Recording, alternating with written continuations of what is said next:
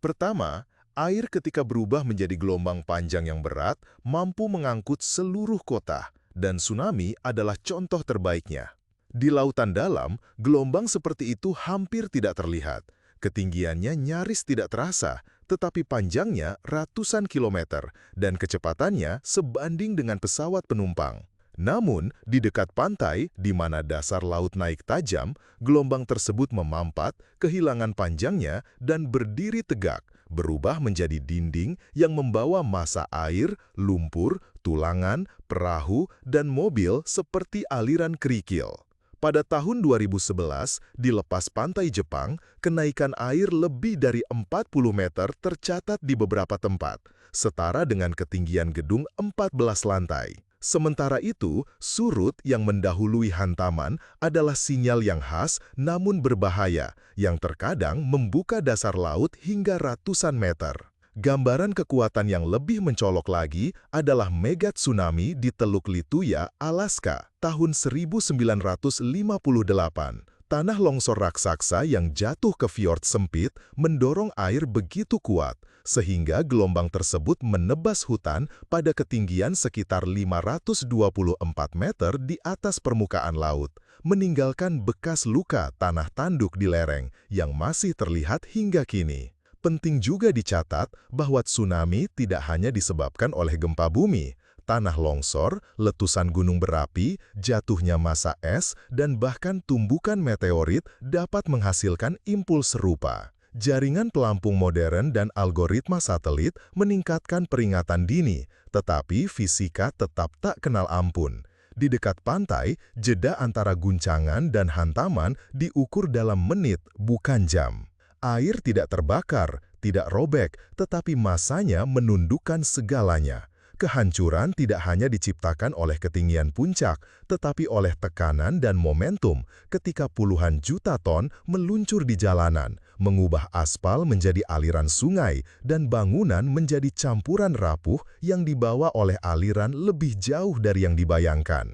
Penting juga dicatat bahwa tsunami tidak hanya disebabkan oleh gempa bumi. Tanah longsor, letusan gunung berapi, jatuhnya massa es, dan bahkan tumbukan meteorit dapat menghasilkan impuls serupa. Jaringan pelampung modern dan algoritma satelit meningkatkan peringatan dini, tetapi fisika tetap tak kenal ampun. Di dekat pantai, jeda antara guncangan dan hantaman diukur dalam menit, bukan jam.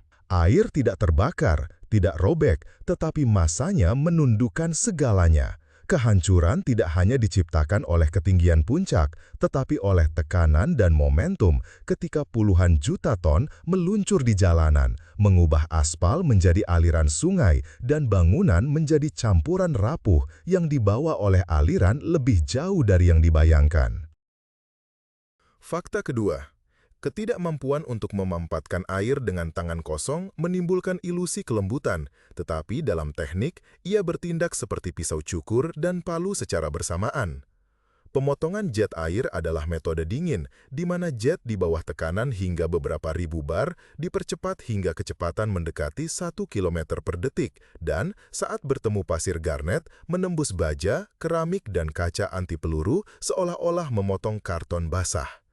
Di mana tekanan dan kecepatan ekstrim, kavitasi muncul, pendidihan mendadak dalam skala mikro, gelembung uap lahir dalam sepersekian milidetik dan segera runtuh, menghantam logam dengan microjet dan gelombang kejut, meninggalkan kawah dan luka, seolah-olah permukaan telah dikunyah oleh gigi tak terlihat. Pada baling-baling kapal, gigitan seperti itu tumbuh menjadi lubang, mengurangi efisiensi dan melonggarkan lambung kapal karena getaran. Pada turbin pembangkit listrik tenaga air, kavitasi dalam beberapa jam melakukan apa yang akan dilakukan korosi dalam bertahun-tahun. Sebuah episode yang menunjukkan adalah aliran tinggi tahun 1983 di bendungan Glen Canyon di AS. Aliran merobek potongan beton di terowongan pelimpah sampai para insinyur memasang aerator, melembutkan keruntuhan gelembung. Dalam pipa rumah tangga, musuh serupa bermanifestasi sebagai pukulan air.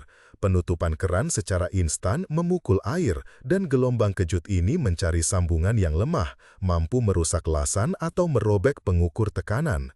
Hukum yang sama menjelaskan pasir rapuh di dasar air terjun, di mana gelembung menghancurkan batu, dan keausan injektor di mesin, di mana bahan bakar di bawah tekanan tinggi berperilaku hampir seperti air, mengukir baja. Cairan yang tenang dalam kondisi yang tepat memperoleh karakter pemotong industri dan bantalan, dan justru karena massa, kecepatan, dan perubahan tekanan seketika. Fakta ketiga, badai jarang membunuh dengan angin. Airlah yang menjadi mematikan ketika angin dan tekanan rendah mengubah laut menjadi domba jantan yang lambat. Penurunan tekanan di pusat siklon berfungsi seperti piston raksasa. Setiap penurunan 1 hektopascal, permukaan laut naik sekitar 1 cm. Ditambah lagi dengan efek angin yang mendorong air ke arah pantai dan masuk ke muara sungai. Jika landas kontinen landai, seperti di bagian utara Teluk Meksiko atau delta Gangga Brahmaputra, efeknya meningkat. Gelombang pasang meluas bermil-mil dan menerjang seperti buldoser datar. Pada tahun 2005, di pantai Mississippi, badai Katrina menyebabkan kenaikan air hingga sekitar 8 hingga 9 meter. Pada tahun 2013, topan Haiyan membanjiri Tacloban, Filipina, dengan 6 meter campuran air laut dan puing-puing.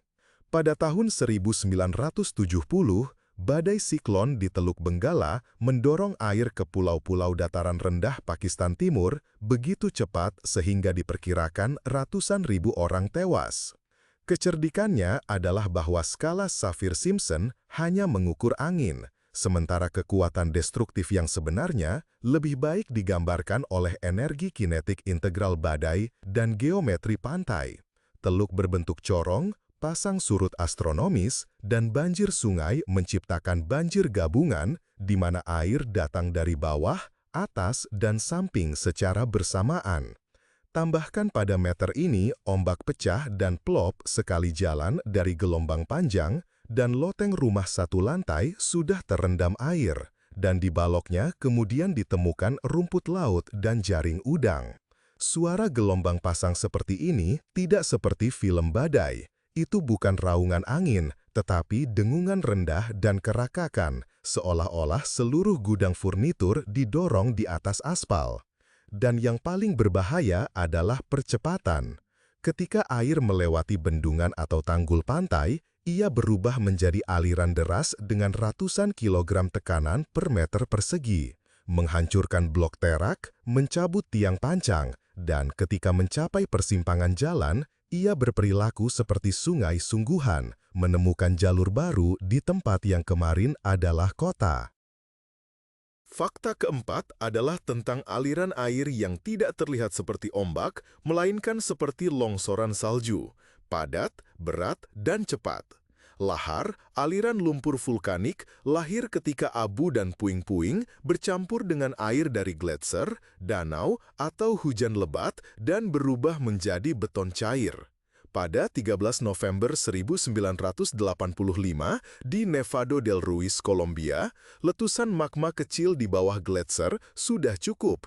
Lontaran piroklastik panas melelehkan es, dan lahar dengan kecepatan hingga puluhan kilometer per jam mengalir deras di lembah sungai. Kota Armero yang terletak 70 km jauhnya terkubur pada malam hari di bawah massa setebal 4 meter. Lebih dari 20.000 orang tewas. Aliran seperti itu memiliki kepadatan lebih tinggi dari air, membawa batu besar, batang kayu, dan besi beton, serta berakselerasi di bagian sempit seperti dalam nosel. Jembatan runtuh seperti mainan anak-anak, dan dasar sungai setelah dilewati menjadi lebih tinggi dari dataran di sekitarnya, saking banyaknya material yang dibawa oleh 1 episode saja. Kerabat lahar adalah pecahnya danau glasial ketika bendungan alami dari moraine atau es tidak kuat menahan. Orang Islandia memberi fenomena ini kata mereka sendiri, Jökulhlaup. Waduk di bawah gletser mengumpulkan air selama berbulan-bulan, lalu dalam sehari melepaskan aliran yang sebanding dengan sungai besar dunia. Pada tahun 1996, pecahnya seperti ini setelah letusan bawah gletser menyapu jembatan di selatan Islandia dan puncak aliran diperkirakan puluhan ribu meter kubik per detik. Di Himalaya pada tahun 1985, pelepasan tiba-tiba Danau Dikcho menghancurkan pembangkit listrik tenaga air yang sedang dibangun. Di Peru dan Nepal, danau serupa hingga kini secara rutin mengintai di atas lembah, dan para insinyur memasang pipa sifon, membersihkan danau hingga level aman, serta membangun peringatan dini. Skala kekuatan ini dipahami dari geologi. Selama zaman es, pecahnya danau Misula Purba yang dahsyat diperkirakan melepaskan volume yang begitu besar sehingga di dataran tinggi Columbia masih terlihat Gigantiski Ryabi, riak bergelombang seukuran rumah yang ditinggalkan oleh dinding air yang surut. Dalam bencana cair ini, tidak ada bahan bakar roket, hanya massa, kemiringan, dan gravitasi, tetapi terkadang itu cukup untuk menulis ulang peta dalam satu malam. Fakta kelima.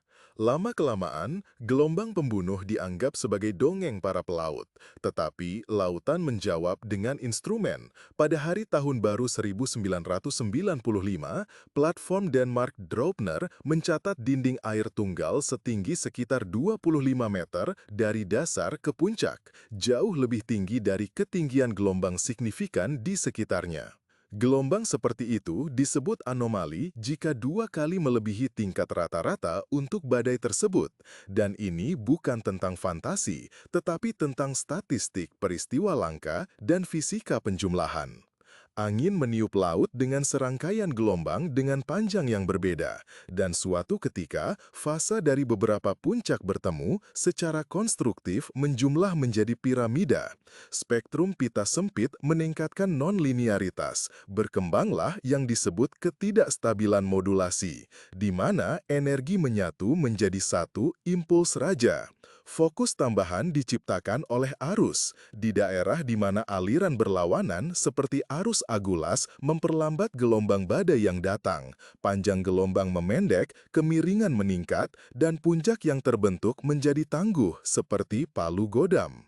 Berbeda dengan tsunami, gelombang-gelombang ini yang lahir dari angin dan statistik muncul di laut lepas tanpa pertanda. Mereka pendek panjangnya, tetapi curam dengan dasar vertikal yang menghantam dek dan jendela dari ketinggian gedung bertingkat.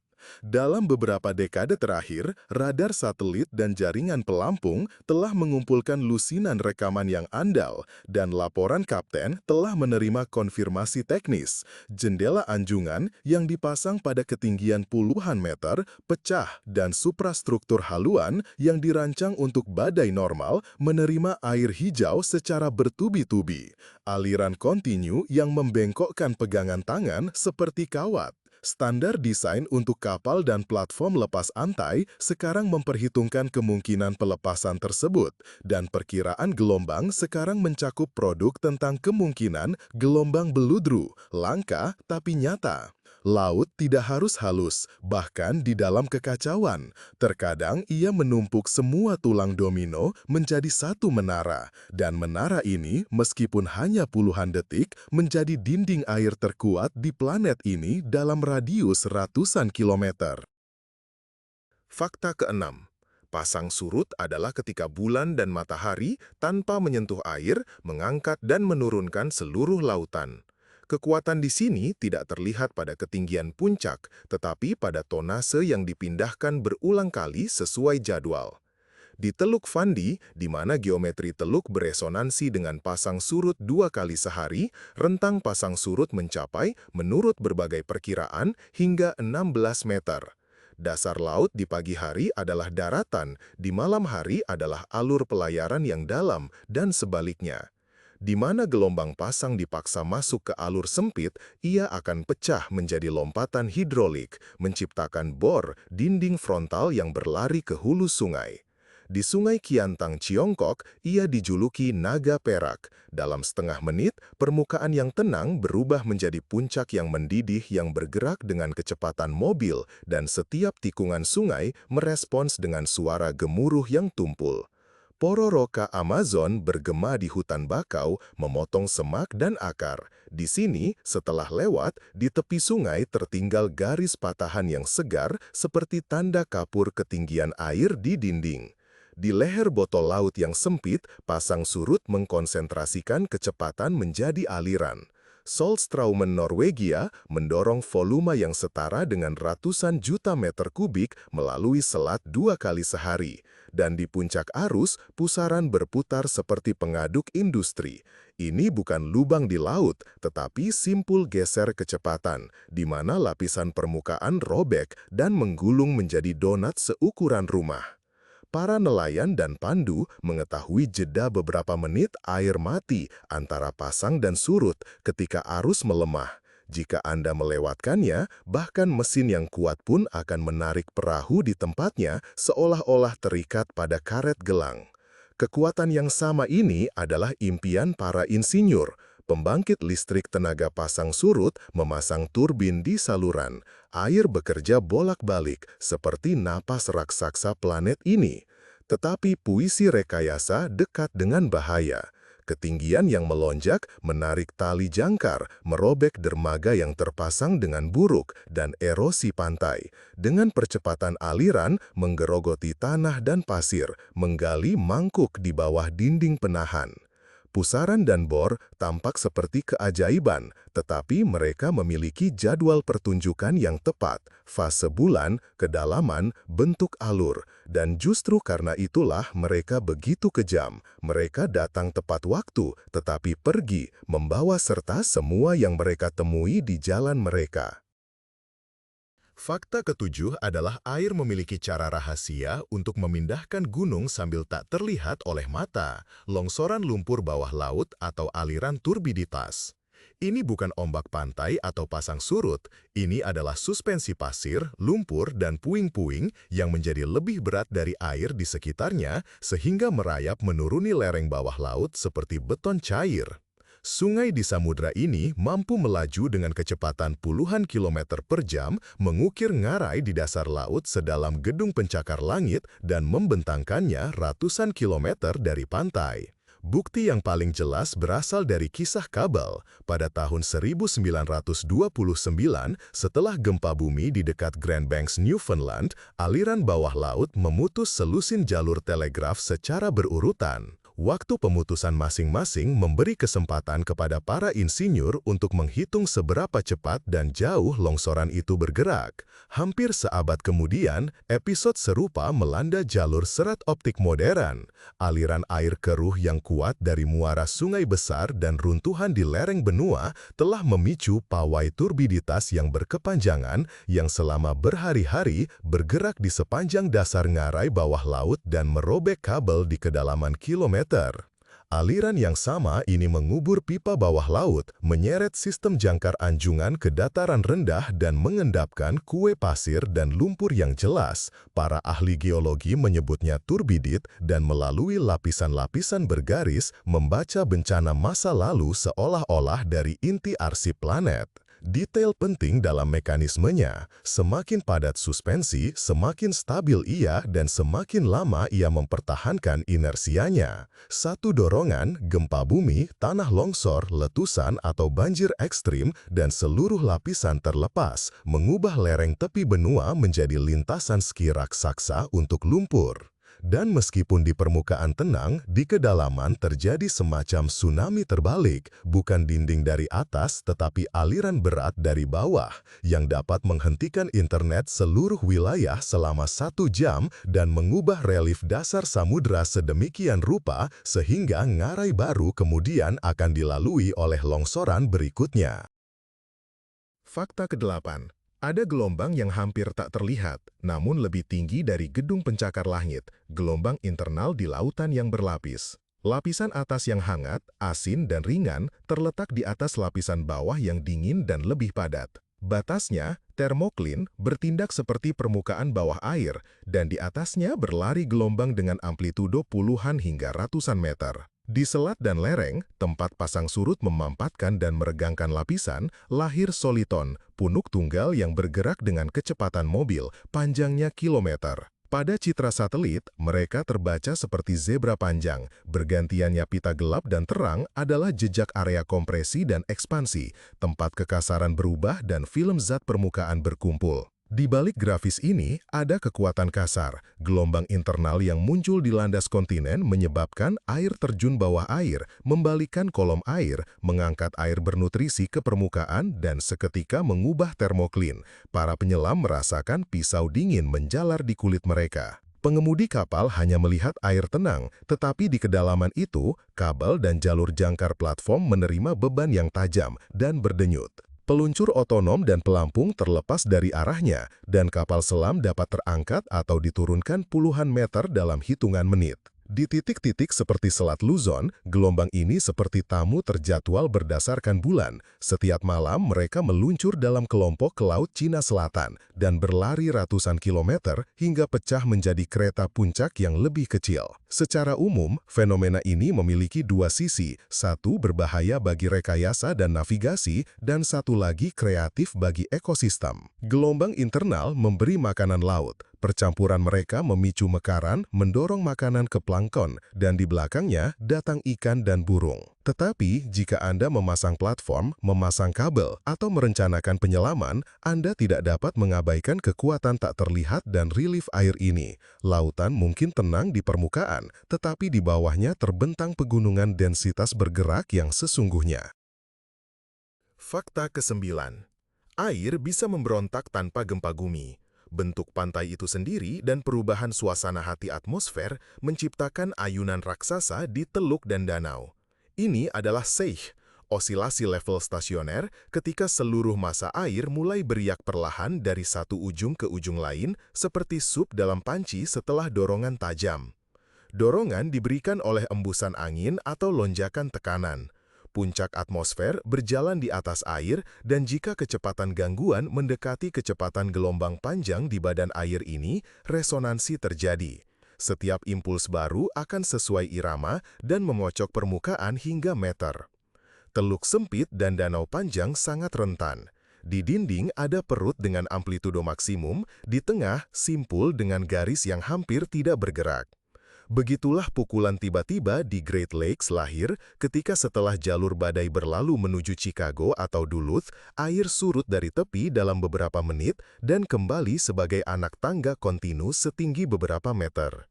Di laut bertindak kerabat seich, meteor tsunami, gelombang panjang dari gelombang barometrik dan hembusan angin yang didorong ke teluk dan marina. Di Balerix dikenal sebagai risaga. Di hari yang tenang, tali tambak mulai bernyanyi, kapal pesiar menghentam ponton dengan tumpul, dan penanda level menggambar gigi gergaji. Puluhan sentimeter per menit, kadang-kadang meter. Di Adriatik, Marobio serupa berulang kali mengejutkan pelabuhan nelayan. Langit biru, tetapi di teluk ada eskalator abu-abu yang mendidih. Bahayanya di sini bukanlah pada puncak, tetapi pada pengulangan. Setelah lonjakan pertama, diikuti oleh kemunduran, lalu kenaikan lagi, dan begitu selama berjam-jam. Tali tambat putus, bolar terpelintir, perahu bertemu dan berpisah seperti gunting. Air seperti pendulum raksasa mencari keseimbangan dan tidak menemukannya. Insinyur melawan resonansi dengan geometri dermaga dan peredam, ahli meteorologi memasang jaringan barometer yang padat, tetapi kelicikannya terletak pada luasnya pemicu, front badai yang memantul dari jarak puluhan kilometer, lonjakan tekanan di front dingin, korespondensi fase dengan gelombang pasang panjang. Berbeda dengan tsunami tektonik, di sini tidak ada dorongan setelah itu semua orang menunggu gelombang. Di sini konduktor adalah udara. Dan ketika ia memainkan nada yang tepat, seluruh badan air merespons dengan bas yang dalam dan sangat nyata. Fakta ke-10. Arus paling berbahaya dan memakan tenaga di dekat pantai seringkali tidak terlihat di kartu pos. Arus pecah dan hanyutan pesisir secara diam-diam membentuk kembali garis pantai, memindahkan jutaan ton pasir, dan membawa pergi orang-orang yang mengira jalur mulus sebagai tempat yang tenang. Mekanismenya sederhana dan kejam. Ombak mendorong air ke darat, palung di dekat pantai menahannya, dan massa berlebih mencari jalan keluar. Ia menemukan derbang di antara gundukan pasir, di dekat dermaga atau di saluran, dan melesat ke laut dalam aliran sempit. Kecepatannya setara dengan perenang kuat atau lebih. Di permukaan, itu adalah pita buram tanpa busa, di mana pita alga dan busa terus-menerus tertarik menjauh dari pantai. Ini bukan pusaran atau dasar yang menarik, ini adalah pompa horizontal yang menjangkau puluhan, terkadang ratusan meter, dan baru setelah itu arus menghilang, dan baru di sana orang bisa dengan tenang bergerak ke samping. Secara paralel, ombak yang datang miring memulai konveyor abadi, aliran pesisir, yang memotong tepi pantai, menggali parit di dekat satu desa, dan membangun tanggul pasir di desa tetangga. Dari sinilah muncul tanggul pasir panjang dan pulau penghalang yang bermigrasi bermeter-meter per tahun dan bergeser dalam lompatan. Overwash malam hari melempar lidah pasir melintasi bukit pasir, dan keesokan paginya peta sudah berbeda. Kuronian Spit, Delta dan Laguna Baltik Timur, perairan dangkal Laut Utara, semuanya hidup dalam keseimbangan pemindahan ini. Tanggul pelindung, pemecah gelombang, dan pemecah gelombang hanya mengalihkan aliran, mengakumulasi pasir di sisi bawah angin, dan mengekspos kerikil di sisi angin. Pelabuhan baru apapun mengubah pantai tetangga, seperti batu di aliran gunung mengubah arus. Di satu sisi, kantong yang tenang, di sisi lain, aliran yang dipercepat dan erosi. Dan mesin yang tenang ini lebih kuat dari satu badai. Satu badai meraung dan pergi, sementara arus pecah dan konveyor pesisir bekerja hampir setiap hari, meter demi meter, mengubah garis daratan. Bagi manusia, kekuatan ini berbahaya karena terlihat seperti ketenangan.